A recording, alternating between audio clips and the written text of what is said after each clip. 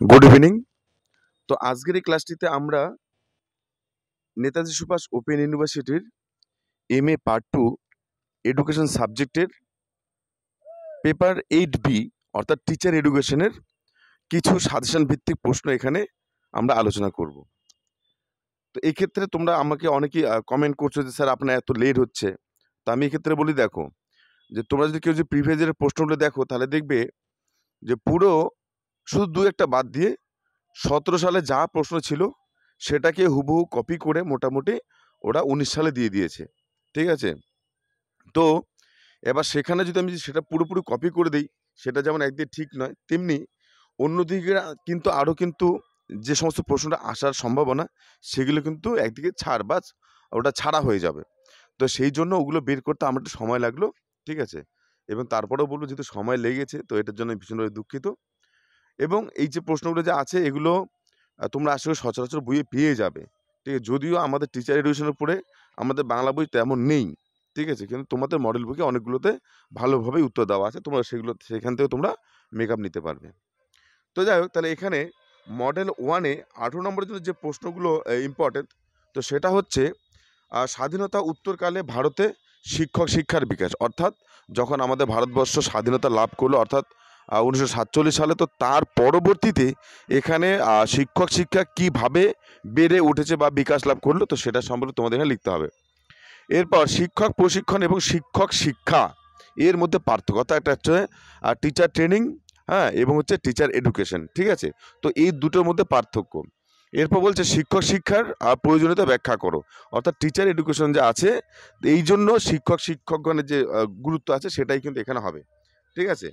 তারপর হচ্ছে প্রাক স্বাধীন ভারতবর্ষে শিক্ষার বিকাশ সম্পর্কে আলোচনা, মানে শিক্ষক শিক্ষার বিকাশ হবে এখানে। হ্যাঁ, এটা নিয়ে বারবার বলছে কিন্তু শিক্ষক শিক্ষার হবে। হ্যাঁ, তাহলে প্রাক স্বাধীন অর্থাৎ যখন আমাদের দেশ স্বাধীনতা লাভ করেনি তার পূর্বে কীরকম ছিল, তো সেটাও কিন্তু এখানে ইম্পর্টেন্ট আছে।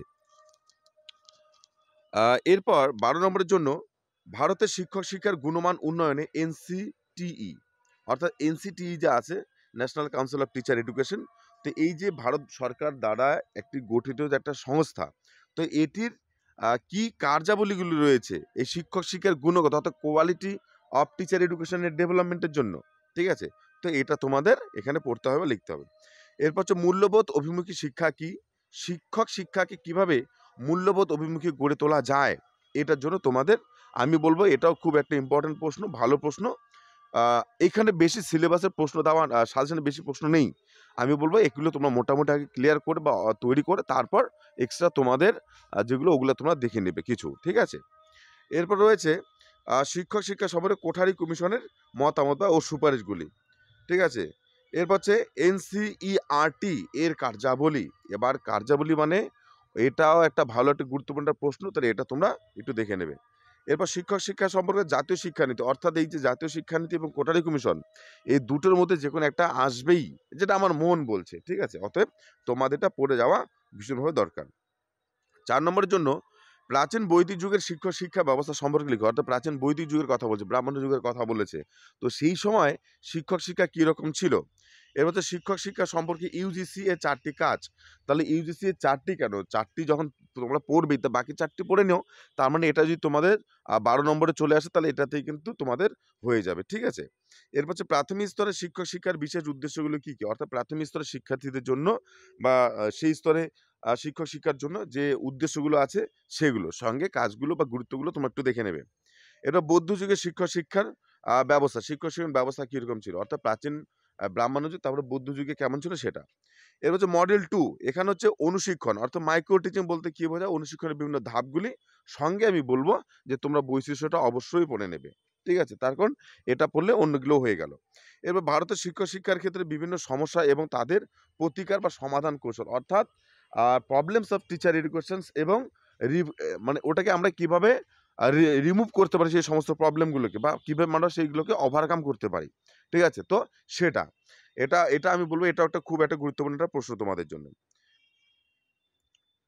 ও, এখানে মাত্র দুটোই দিয়েছি, যাই হোক ঠিক আছে। অসুবিধা নেই। আশা করি দুটোর মধ্যে তোমরা একটা পেয়ে যাবে। এবার পাঠ্যক্রম বলতে কি বোঝায়? শিক্ষক-শিক্ষার পাঠ্যক্রমের আদর্শ রূপটির বৈশিষ্ট্য আলোচনা করো এটা। এরপর কি বলছে? উচ্চশিক্ষায় শিক্ষক-শিক্ষার বিভিন্ন কৌশলগুলি সম্পর্কে আলোচনা করো। অর্থাৎ শিক্ষক-শিক্ষার যে বিভিন্ন পদ্ধতিগুলো আছে, কৌশলগুলো আছে সেটা। এবার এক্ষেত্রে যেহেতু এই যে ৩ নম্বরটা যেহেতু ১৮ নম্বরের জন্য এখানে দুটো দিয়েছি। তো ৩ নম্বরটার ক্ষেত্রে আমি এখানে তোমাদের একটা প্রশ্ন এড করে নিতে বলে সেটা হচ্ছে কি? যে বিভিন্ন যে আমাদের যে টিচিং এর যে মাত্রাগুলো আছে বা শিক্ষকের যে বিভিন্ন যে মডেলগুলো আছে, ঠিক আছে? তো সেগুলো কিন্তু তোমরা কিন্তু এখানে কিন্তু পড়তে পারো। ঠিক আছে? অর্থাৎ এখানে দুটো প্রশ্ন যদি কেউ যদি ঢোকায় সেটা হচ্ছে একটা হচ্ছে লেভেল অফ টিচিং এবং আরেকটা হচ্ছে আ মডেল অফ টিচিং। এই দুটো বিষয়কে যদি তোমাদের ভালো করে ঢোকাও তাহলে দেখবে এই দুটোর মধ্য থেকে মানে এই দুটো থেকে তো একটা আসার ভীষণ চান্স যেটা আমার মন বলে। সঙ্গে এই যে আমি যে আরো দুটো প্রশ্নের কথা বললাম, এই দুটো তোমরা বুঝে নেবে। যে শিক্ষক আ আ শিক্ষ কি বলছে? শিক্ষণ মডেলগুলো কি, কি? বা শিক্ষণ মডেল বলতে কি বোঝায়? এর কাজ কি? এবং এর বিভিন্ন প্রকারভেদগুলো এটা। তাহলে এটা একটা প্রশ্ন গেল এবং তারপর হচ্ছে শিক্ষক-শিক্ষকের যে বিভিন্ন বিভিন্ন পর্যায়গুলোর যে আছে সেই পর্যায়গুলো, লেভেলগুলো আছে সেগুলো এবং প্রত্যেকটার ২ টো ৩ টে করে বৈশিষ্ট্য। যদি তোমরা পড়ে যাও দেখবে যে তোমরা এখান থেকেও তোমরা কিছু না কিছু পেয়ে যাবে। অর্থাৎ এখানে এই ২ টো প্রশ্ন আমি জানি না যে মানে আমি কোন ফাইলটা নিয়ে বেরিয়ে আসছে। তো যাই হোক আরকি। তাহলে তোমরা এখানে এই ২ টো প্রশ্ন তোমরা একটু যুক্ত করে নেবে। তবে আমি এতটুকু আগে এই ২ টো পড়বে তারপর ও ২ টো ভালো করে পড়বে। ঠিক আছে? তারপর ১২ নম্বর হচ্ছে এই যে এখানে পাঠ্যক্রম লেসন প্ল্যান বা পাঠ পরিকল্পনা কাকে বলে? শ্রেণী শিক্ষণের পাঠ পরিকল্পনার প্রয়োজনীয়তা। এটাও একটা ভালো প্রশ্ন, এটাও তোমরা পড়ে যাবে। এরপর উচ্চশিক্ষায় শিক্ষক শিক্ষার কৌশলগুলো সম্পর্কে উচ্চশিক্ষা অর্থাৎ হায়ার এডুকেশন এর ক্ষেত্রে টিচার এডুকেশনকে আমরা কোন কৌশলগুলো বা কিভাবে আমরা ব্যবহার করে থাকি সেগুলো। এরপর রয়েছে টিম টিচিং এর ধারণা দাও অর্থাৎ টিম টিচিং কাকে বলে?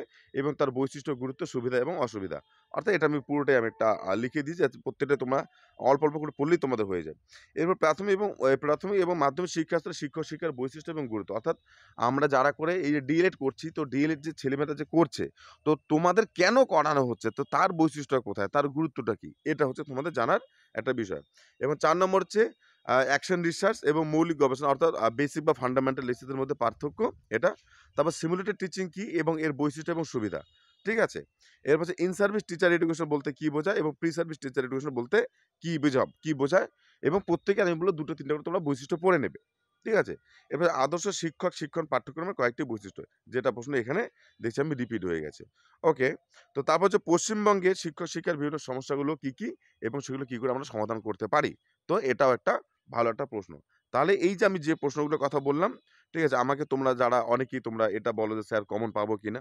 তো আমার জায়গা থেকে আমি বলব তোমরা এগুলো থেকেই তোমার পরীক্ষার সময় কমন পেয়ে যাবে। কিন্তু তারপরেও যেহেতু এটা পরীক্ষার ব্যাপার না? তো এগুলো কি সম্পূর্ণ দায়ভার কি আমার উপর নেওয়াটা ঠিক? এটা তো ঠিক নয়। এইজন্যই কিন্তু আমি বলব এগুলো থেকেই আমি বলছি 95 বা 98% গ্যারান্টি কিন্তু ১-২% আমি দেব না। তবে এটাও বলছি এখান থেকেই তোমরা কমন পাবা। ঠিক আছে? তো যাই হোক আরকি যারা করে এই ভিডিওটা ১ম দেখছো বা এই চ্যানেলটিতে ১ম তোমরা তো তোমাদের সবাইকে অভিনন্দন। সঙ্গে একটা কথা বলি এই ভিডিওর ডেসক্রিপশন বক্সে একটা টেলিগ্রাম গ্রুপের লিংক দেওয়া থাকবে। তোমরা ওটাতে সবাই জয়েন করে যাবে। যাতে তোমরা যাতে ওখান থেকেই যাতে তোমার সাথে এই পিডিএফটা পেতে পারো এবং অন্যান্য কিছু নোট তোমরা পেয়ে যেতে পারো। সঙ্গে একটা কথা বলি যে ওখানে যে লিঙ্কটা বা যে গ্রুপটা আছে ওখানকার ছেলেমেয়েরা ভীষণ অ্যাক্টিভ। সবাই সবাইকে ভীষণভাবে হেল্প করে। অর্থাৎ আমি যদি নোট না দেই, তবুও দেখবে তোমাদের ওখান থেকেই নোট তৈরি হয়ে যাবে বা ওখান থেকে নোট সংগ্রহ হয়ে যাবে। তাহলে ধন্যবাদ সবাইকে। সবাই ভীষণ ভালো থেকো।